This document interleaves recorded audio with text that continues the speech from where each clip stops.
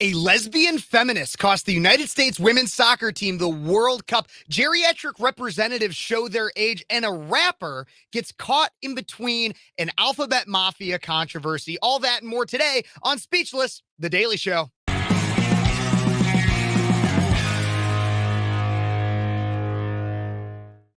Hey, everybody, and welcome back to Speechless, The Daily Show. I'm your host, Kev Phares, conservative college student, 22 years old, out of Central Illinois. Thank you guys so much for joining me today. I got so much to cover, but before we get to all that, don't forget to hit that like button right down there. Subscribe to the show.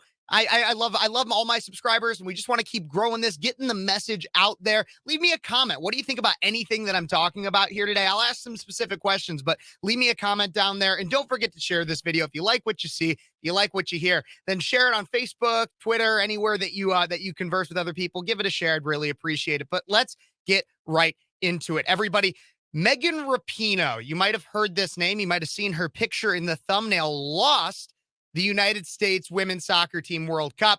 And obviously I've covered women's sports here before. And obviously it's the whole team that lost the cup, but Megan Rapinoe has made herself the face of the United States women's soccer team. And if anything, she's honestly kind of infamous. She's one of the most entitled people I have ever witnessed. Probably if you ever hear the term performative activism, being an activist as a performance or to grow your brand, that's really what Megan Rapinoe is. And she's just one of the most entitled people I've ever seen. Take a look. Here's a video that's been going viral ever since, because everybody's talking about her right now as she plans to basically take an exit from professional sports. I want to show you guys this video of her. This is back in 2019 when a fan asked her for an autograph. Yeah, a fan asked her for an autograph, as one would. And this is the way that she treated that fan. Let's take a look right here. Just see kind of how she treats him. It's absolutely, again, most entitled person I've ever seen on, but maybe LeBron James comes pretty high in there too, but just watch her.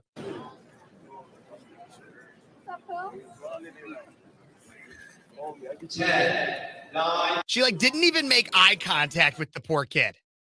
Didn't even make eye contact with him. Just totally treats him as if he's not even there. Just oh yes, I guess I'll give you an autograph.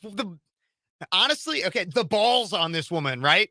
The balls on her. But that's not the only thing she's been famous for. She obviously had a lot to say before, after, or during and after this whole game that came up against Sweden, where, again, they lost. It was a 0-0 game at the end of the normal 120 minutes. Then it went out into a shootout in which she had an awful attempt at a free kick. But we're going to get to that. We're going to get to that video of the free kick. But I just want to play this quick interview, too. This is Megan Rapinoe in tears after the game when she was asked about the most rewarding part. The exact question was the most rewarding, most cherished memory that she had in all of her time playing professional soccer. Let's take a look at this video right here. Is there a memory that stands out to you right now in this moment?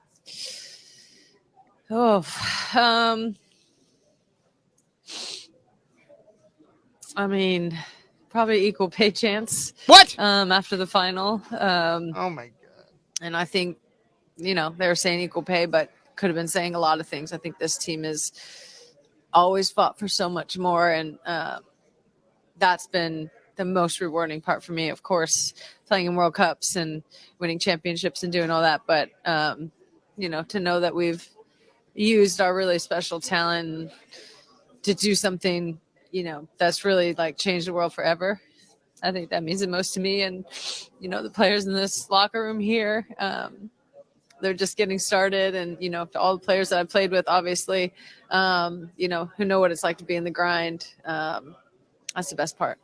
Here's the thing about Megan Rapinoe, and here's what we're going to break down. Because of that video, there's two things that she primarily mentioned. She mentions equal pay, which, of course, you've been playing soccer for 20 years, if not more. I don't know exactly how old she is, but I guarantee you she's been playing since she was little. So she's had this massive career in soccer, and the most cherished memory you have, when asked about what's your most cherished memory of the game, it's equal pay. That's one thing. And then she also mentions the players that are going to come after her, the players in the locker room, the players she's played with, everything like that. Here's the thing, is she doesn't care about either. And I'm going to break this down for you, but she does not care about either. But I do want to show everybody, oh my gosh, the kick heard around the world. This is a person who has been playing soccer again for decades. And this was basically what the game came down to, was this kick. They had been going back and forth so if anybody doesn't know what a shootout is, very similar to hockey too.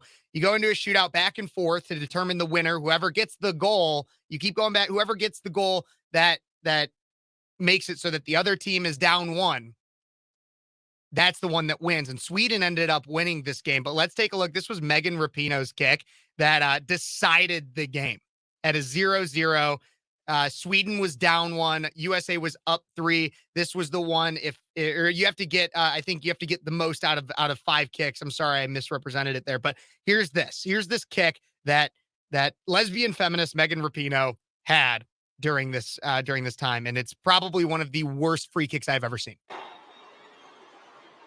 Rapinoe right foots it over the bar. Way up there. Let's look at that one more time. Photo finish. Let's see this.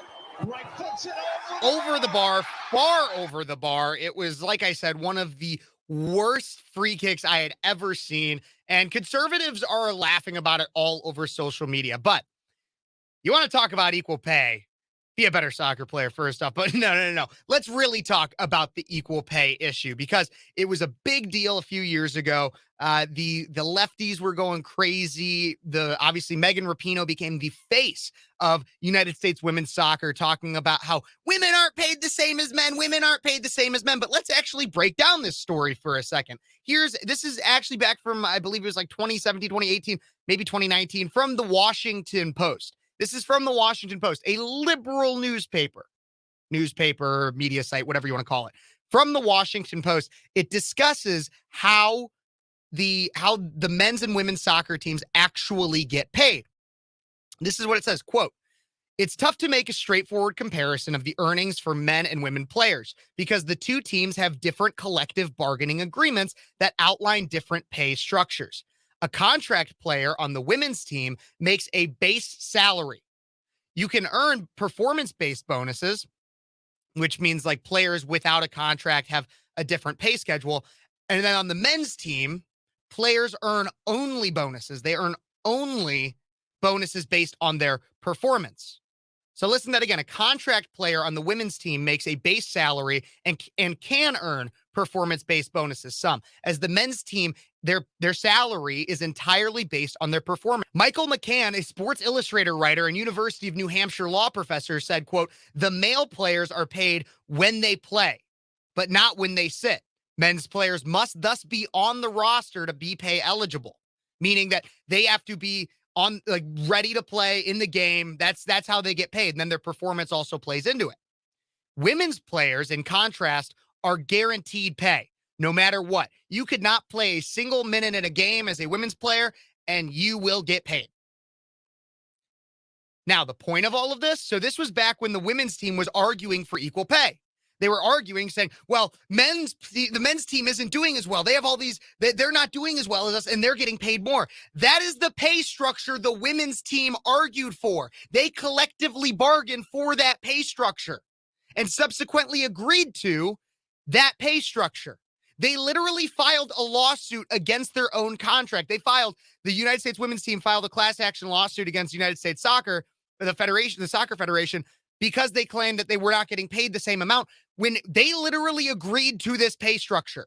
They said, we want to get paid no matter what. We don't want our performance to necessarily be the majority of our pay. Men said, well, screw it. We want to get paid based on how well we play and if we play. And that's why they weren't paid enough. It's a gamble, right? It's kind of a gamble. It's a give and take. It's like a salesperson, right? A salesperson, if they say, I want the majority of my pay to be commission-based, well, you could end up being the highest earner or you could be the lowest earner.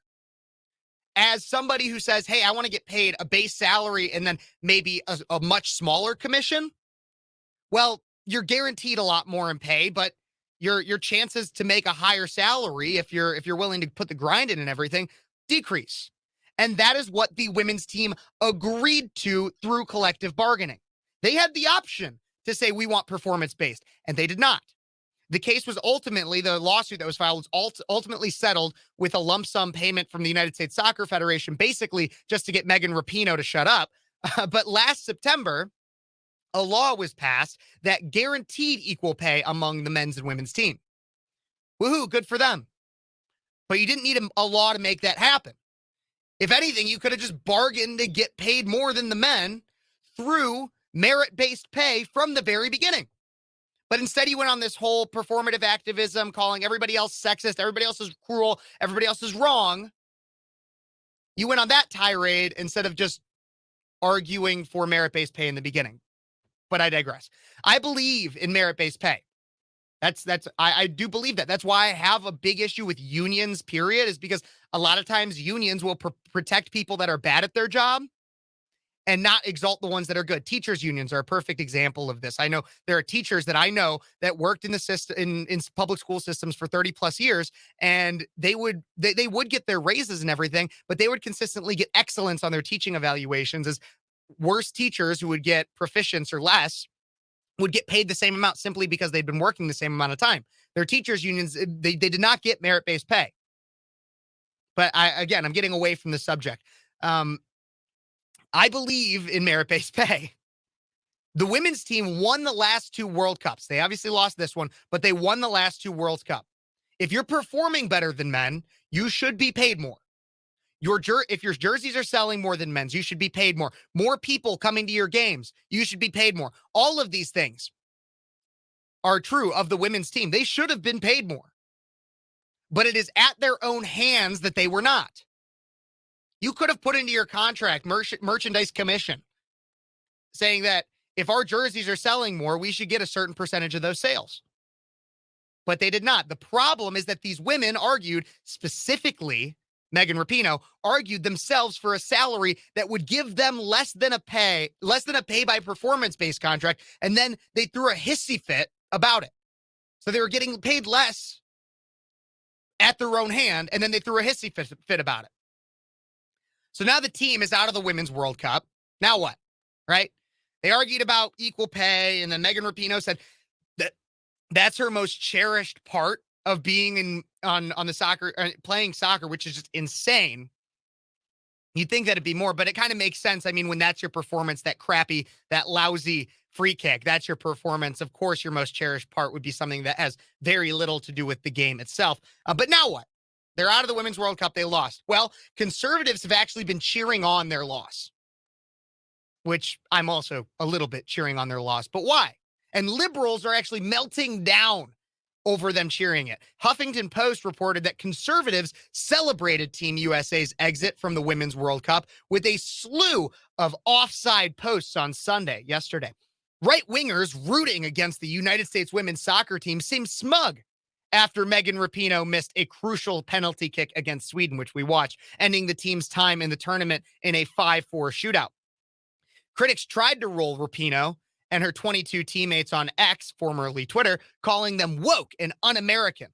The article then went on to list mean tweets, quote, aimed at Rapinoe, most of them calling her woke, un-American, and some getting even spicier, calling her like trash or a bad soccer player. Biden, however, voiced support for the team in a tweet. I'll pull that up on screen now. Let's take a look. This is the Biden tweet that voiced support, which I just think is funny. And we're going to show the contrast a little bit in how people are treating this. So President Biden on his Twitter, which is really probably more of his handlers, he said, United States women's soccer, you've made your country proud. Congratulations on an incredible run. This team is something special, and I'm looking forward to seeing how you continue to inspire Americans with your grit and determination on and off the field. Very funny, Mr. President. However, Biden was not the only one to say some very interesting statements about the team, saying, and if anything, this one's more aimed at Rapinoe. ESPN, as we all know, is somehow a very liberal sports network, came out and gushed over Megan Rapinoe and just had this tribute to her that framed her very differently than how the majority of the American public likely sees her. Let's take a look. This is what ESPN played, just a part of their tribute that they had towards lesbian feminist Megan Rapinoe. Her Patriotism is what has driven her to lend her voice to those who need it. When she started kneeling to protest racial inequality in the United States, she did it because she loved America and believed it could be a better version of itself. Because she loved America and believed it could be a better version of herself. Oh, really? Let's actually break down why conservatives are cheering on the United States women's soccer team losing in the World Cup. Why are people calling Rapinoe and the team woke? Well, there's a litany of reasons. Let's go back in history a little bit, including Rapinoe's consistent tirades against the United States, like when she knelt during the national anthem, like it just said, during a game in 2020, or in 2019, when she said she'd probably never put her hand on her heart or sing the national anthem again, or when she famously refused to visit the White House because Trump was in office after they had won the World Cup a few years ago. But most recently, the team sparked backlash during this World Cup for more controversy surrounding the national anthem. Out of the New York Post, it's 4 matches at the World Cup. So this is right before the Sweden game in which they lost. The 4th match at the World Cup and 4 mostly silent national anthems for the United States women's national soccer team after the music stopped at the round of 16 against Sweden. Yes, they did not sing the anthem. Well, most of them. There were some that actually did. I do have to give a big shout out to Alex Morgan, Julie Ertz, Lindsay Horan, Trinity Rodman, and Emily Fox, who were teammates that actually were spotted and heard singing the national anthem on the field. They actually did. But the majority of the team did not, including Rapinoe, who has said that she's never going to sing it again, and she got this gripe with the national anthem. And here's the thing, is so just not singing the national anthem wouldn't be that big of a deal to me if it wasn't for a few things. The first is that they've consistently, a lot of the team have consistently bashed the United States, saying how sexist it is for not having equal pay, racist during the BLM stuff, all their performative activism that has just harped and framed the United States in such a bad light. They constantly disrespect American tradition. And again, I wouldn't think that much of not singing along, because I can understand somebody who again puts their hand on their heart, looks at the flag, and has a sense of reverence and respect for the country, and so decides to stay silent in maybe a moment of prayer or thought, something like that. But obviously, that's not what they're doing here. Instead, they have constantly disrespected America, disrespected American tradition. Rapinoe specifically acting like a wildly entitled child all the time. And 2, the Swedish team, during their national anthem, belted out their national anthem, Du Gamla Du Fria, which makes the American team, the United States women's team, look even more America-hating. Because you got your opponents that are loving their country, belting it out, and having a great sense of pride and respect for their nation, and then you're sitting over there like babies. Most of you. Again, there's those 5 that actually did sing along, and God bless them.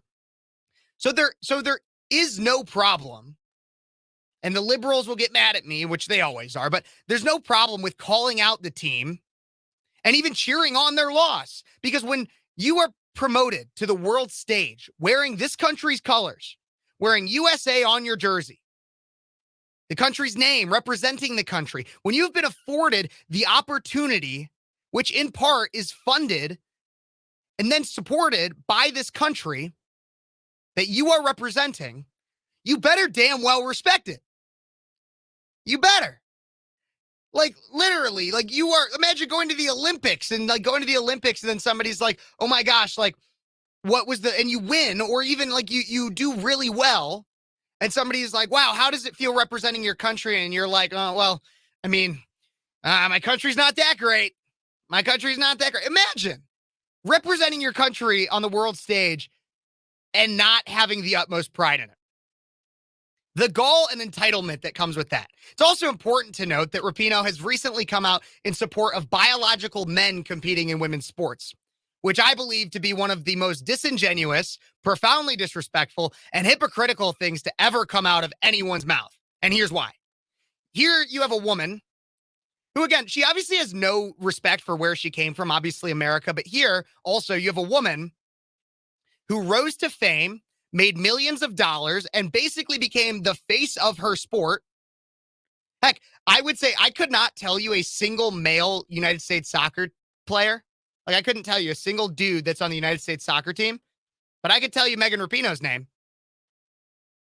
So you've basically become the face of your sport by having to compete against only women. So you've gone that far, and now you're saying that biological men should be able to compete in your sport when you're also leaving. She's also about to exit professional sports and professional soccer.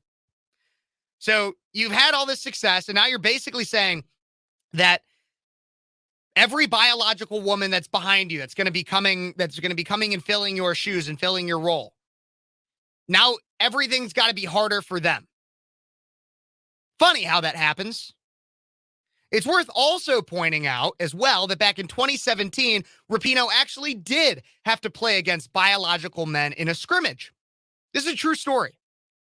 In preparation for 2 friendly matches, so scrimmages basically, the women's team was going to have against Russia, they had to play against, they decided to play against FC Dallas's, so Dallas, Texas, their under 15 boys academy team. So the women's team played against a bunch of like 14, 15-year-old boys and younger, and they lost 5-2, according to FC Dallas's official website. But they lost. So you have biological women who are playing as the United States women's soccer team, literally pretty much the highest you can get in professional soccer, play against under 15 boys from Dallas, Texas. And they lose. It's not a close game either. 5-2 in soccer, which is like, I mean, you just saw the Sweden game for the World Cup that the women just played together. 0-0 the entire match until it goes down to a shootout. And the United States women's team loses to young, under 15 biological boys, 5-2. So yeah, Rapinoe wants those boys to grow up and dominate women's soccer. I guess that's one way to achieve equal pay, if you just have the men compete with the women and say they're women, right? That's how you'll get them to get paid the same. I guess that's what Megan Rapinoe is so happy about. It's insane. I'm happy. I'm hoping that, I doubt this will be the way it is, but I'm hoping that once she's done out of women's soccer, we don't really have to hear from her anymore, but I doubt that's the way it's going to be. Everybody, thank you guys so much for tuning in. If you're just tuning in, I'm your host, Kev Phares, and this is Speechless on YouTube, but also from Cities 92.9, a great radio station out of Central Illinois. I'm a 22-year-old college conservative, just giving you the news as it is. But I want to give a huge shout out as well right now to a brand I'm an ambassador of. I recently became an ambassador of. It's unitedmerch.com. And so you guys can go, and I'll show you some of the t-shirts. I'm not wearing one of their t-shirts right now. I'm sorry. But they're a patriotic American company, proudly made in America, that makes awesome t-shirts. And you can go to their website and get any of these. You can get this anti-socialism social club, I plead the second, stand for something. They got so many fun like designs and stuff for t-shirts, cancel culture, FJB. I just put in another order recently for myself to get some more of their t-shirts. And you could go and you could use my code Speechless at checkout for 20% off. That's right. You could use code Speechless for 20% off. It's right there. You guys can go do that. You can go and type it in and do Speechless at checkout for 20% off. Everybody, thank you guys so much for tuning in. Again, don't forget to like, subscribe, and share this video. Like, subscribe, and share. But I got another story to come out with. Geriatrics in Congress. We got some old people in Congress. Yes. This is a story I didn't cover. It came out, I think, just a few days ago. But California Senator Dianne Feinstein, who is the oldest member of Congress and is also age 90, has relinquished her power of attorney to her daughter, even as she continues to serve in Congress at the age of 90 years old, out of the New York Post, according to a report. The Democratic senator, who is the oldest member of Congress, like I said, has faced calls to resign after health complications kept her away from the Capitol for months earlier this year. Since returning to D.C., she has appeared frail and has had a number of public mental lapses. Feinstein handed over her power of attorney to her daughter, the 66-year-old Catherine Feinstein, in part to help handle legal battles over her late husband, Richard Bloom's estate. Okay. I've talked about this a lot, and this is going to be a consistent thing I talk about because we obviously have Biden in office, who is an octogenarian.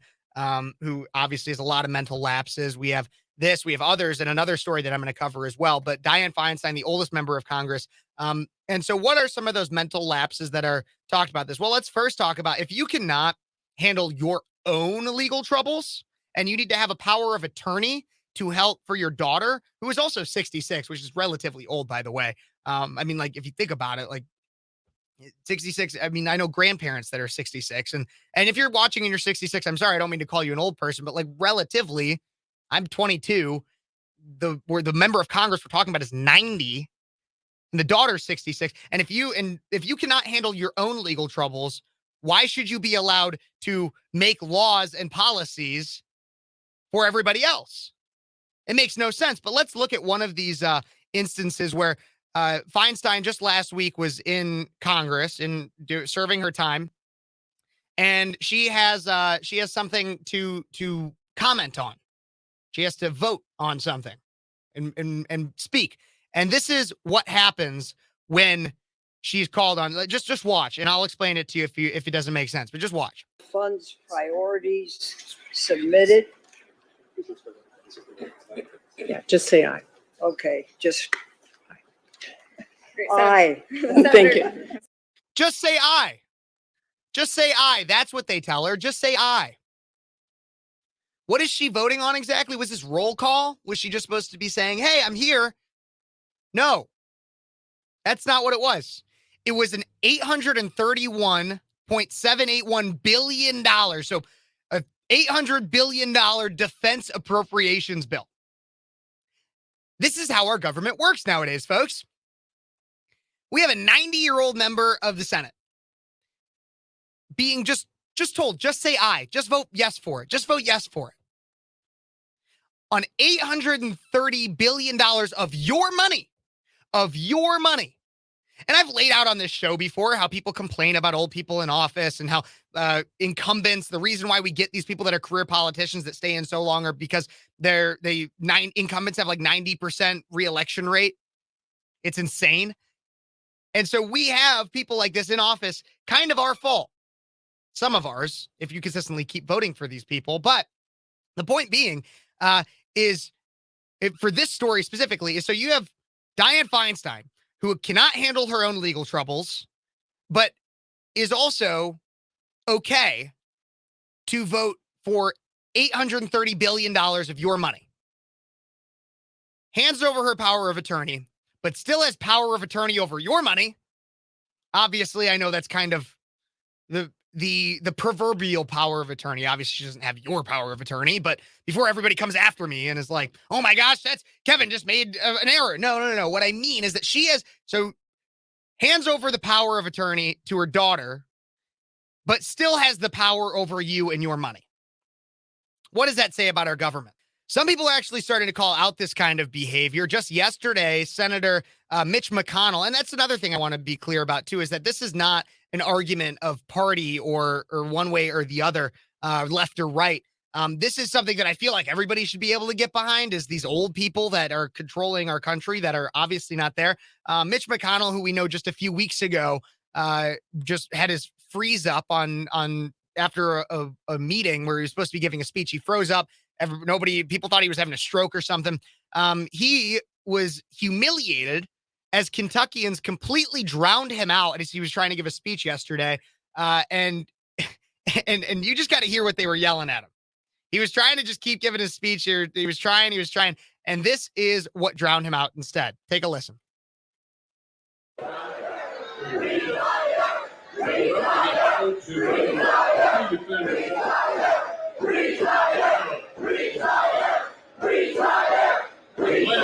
This year, I decided to go to Phares.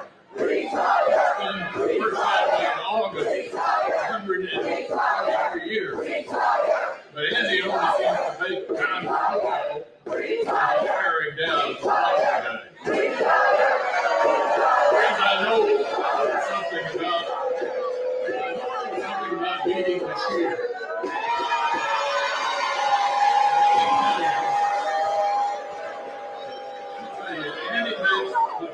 Retire. I could keep going, but obviously it's loud and loud and loud. But retire, retire, retire. People are actually starting to call for the retirement of these old people, these geriatrics. In Feinstein's case, 90 years old. In McConnell's case, he's an octogenarian. He's in his 80s, I believe. And rightfully so, calling for the retirement. But I also have to like call out the voters too, because like this is what makes me.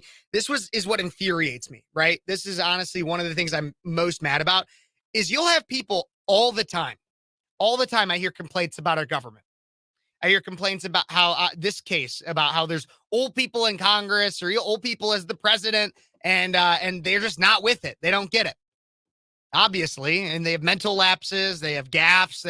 And that's what's controlling our public policy. It's stupid.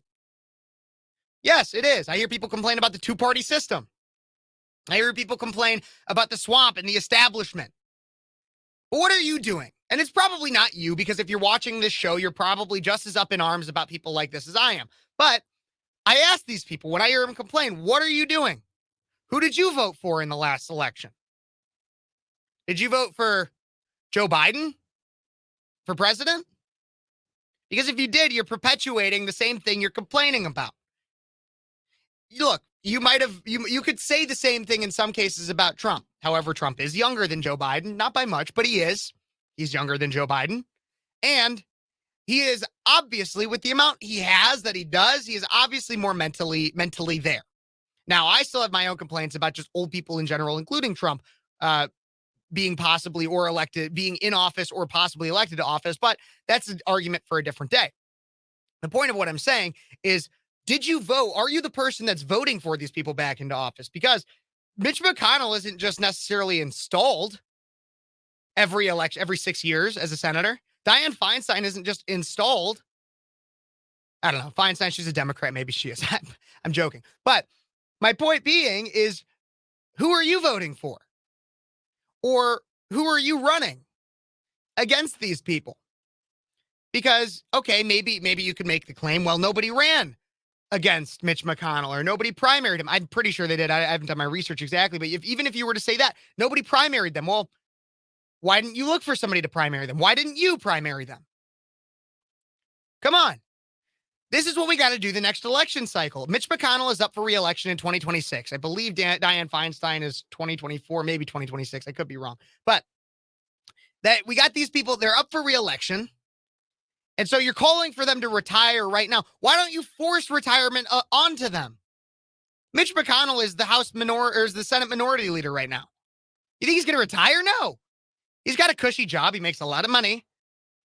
And he's got a lot of power. And he's going to retire on his own? No chance. No chance he's going to retire on his own. So force their retirement. Everybody, force their retirement. You can do it with their vote. And don't be coming and complaining and saying, well, we need term limits or we need an age restriction. Both of those things would take constitutional amendments that will likely never get voted for, because it would basically be voting for these career politicians they would have to vote themselves out of office. They're not going to do that. They're not going to vote themselves out of office. You have to vote them out of office. You have to vote.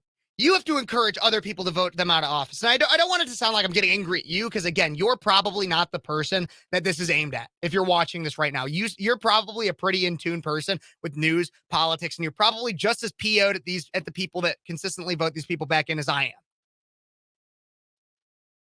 But what we got to do is we got to get behind younger, more mentally fit candidates at all areas of government. That's what I'm going to say about that. Everybody, if you're just tuning in, thank you so much for tuning in. I'm your host, Kev Phares, 22-year-old conservative college student out of Central Illinois, but covering the news of the nation and the world from an underrepresented lens.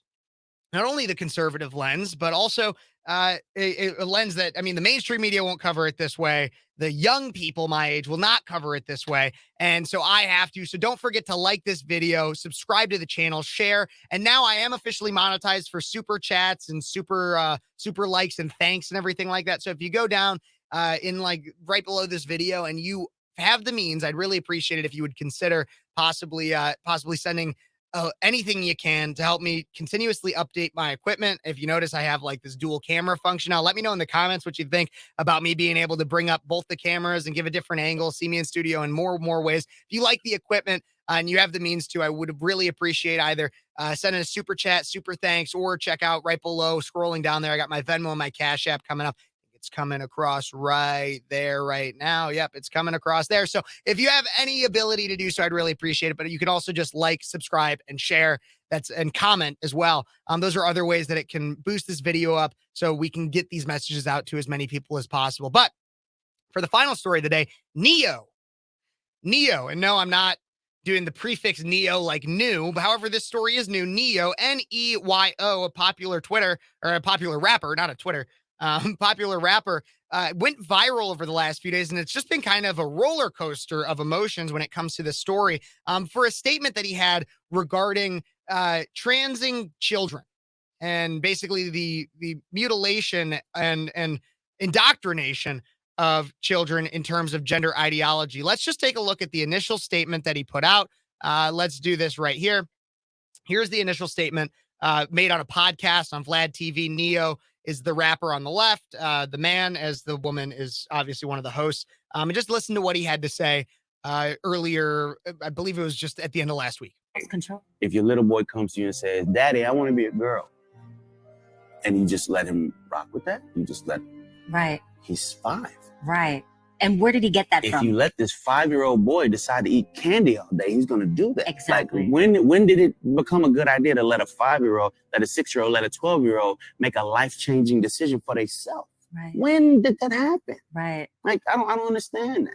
I don't get that. And to medicate these young kids that are 5, 6, growing up and knowing that it affects their brain, it affects their organs, it makes them sick, but they're not allowed to do drugs, they're not allowed to do alcohol. Right. We can medicate he them up. He can't drive a car yet, but he can decide his sex. Right, right. What sex orientation, and you can cut off his pee-pee, and that, to me, that makes no sense whatsoever. I don't know if this is true, but I heard a rumor that they either passed or are trying to pass a law in LA that states if your child comes to you and asks to do some of these things and you say no, they can take your kid from you. Yeah, that's true. Just passed in California. That makes no sense. They want us to have no control over our children. I don't get it. In schools, I don't get it. Hospitals, libraries. Yeah. They just want to manipulate. You got to understand, when they're so young and they're already, that's impressionable. That's right. Mm-hmm. And from them, they're going to believe what you say. I mean, we say Santa Claus is real. You know, the Easter Bunny. It. Like, right, exactly. Like, they know what they're doing. Remember who you're dealing with. Like, I can't take credit for it, but I heard somebody say one time, it's like, all right, if your son comes to you and says, "Daddy, I want to be a girl," ask your son, "Son, what is a girl?" That's a good one. What is he going to do? He's going to say, well, he might. Exactly. And so obviously it keeps going on a little bit more. And I 100% agree. I mean, that's something I say that kind of stuff on this show all the time. I discuss how it's crazy that, I mean, because we can have the conversation about once you're over 18, what do you do with your body? Is that really something that we should regulate? But when you're younger, when you're under 18, you can't get a firearm. You can't drive a car. You can't. I mean, you even have, you have to get when I was a kid, I had to get a permission slip by some point, by like 5th grade, I had to get a permission slip signed to eat a peanut at school. Like, but now we're allowing kids to get hormone therapy, chop parts of their body off. People want that. It seems insane. Obviously, again, so this is a famous rapper, Neo, not really my kind of music, but he obviously has a big platform. I think like 4 million followers on Instagram, massive platform. And this had the lefties up in arms, going after him and everything. And then, again, this was kind of a roller coaster of emotions. Stick with me with all this. But then on his Twitter, Neo's Twitter, this statement was brought up. Let's take a look at this. So this statement was brought up on his Twitter, and it says, "I'd like to express my deepest apologies." Here is exactly what it says. "After much reflection, I'd like to express my deepest apologies to anyone that I may have hurt with my comments on parenting and gender identity. I've always been an advocate for love and inclusivity in the LGBTQI+ community, so I understand how my comments could have been interpreted as insensitive and offensive. Gender identity is nuanced, and I can honestly admit that I plan to better educate myself on the topic so I can approach future conversations with more empathy. At the end of the day, I lead with love and support everyone's freedom of expression and pursuit of happiness. So that's obviously what he had to say on Twitter, or at least it was thought that that's what he had to say on Twitter. Conservatives originally were very supportive of Neo after the first post was made, or the first podcast came out, first podcast clip. But then obviously, again, after this apology, conservatives were like, what the heck? You backed off. It's one of those woke apologies that comes out.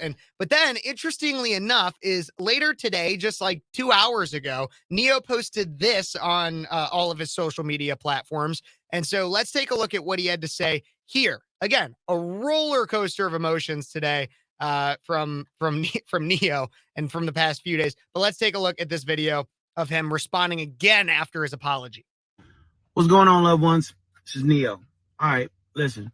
I normally don't give too much of a damn about what y'all think about what I do, what y'all have to say about what I say, whatever. I normally don't care because, like I said, opinions ain't special. Everybody got one. However, this is something I feel very strongly on, and I need y'all to hear this from the horse's mouth, not the publicist's computer. So check this out.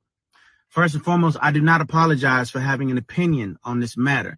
I am a 43-year-old heterosexual man raising 5 boys and 2 girls, okay? That's my reality. Now, if my opinion offended somebody, yeah, sure, I apologize for you being offended because that wasn't my intention. My intention is never to offend anybody. However, I'm entitled to feel how I feel. I'm absolutely entitled to feel how I feel the same way you are entitled to feel how you feel. I ain't asked nobody to follow me. I ain't asked nobody to agree with me. I was asked a question and I answered the damn question, okay? I have no beef with the LGBTQIA plus community whatsoever. I ain't got no beef with y'all. Do whatever the hell it is you want to do. Do what you want to do with your kids. However, somebody asked my opinion on this matter, and this is how I feel. I will never be okay with allowing a child to make a decision that detrimental to their life. I will never be okay with that. I definitely plan to educate myself a little bit more on this matter. However, I doubt that there's any book anywhere or any opinion that somebody's going to tell me that's going to make me okay with letting a child make a decision like that. That's just period, point blank, and that's how I feel. If I get canceled for this, then you know what? Maybe this is a world where they don't need a Neo no more, all right?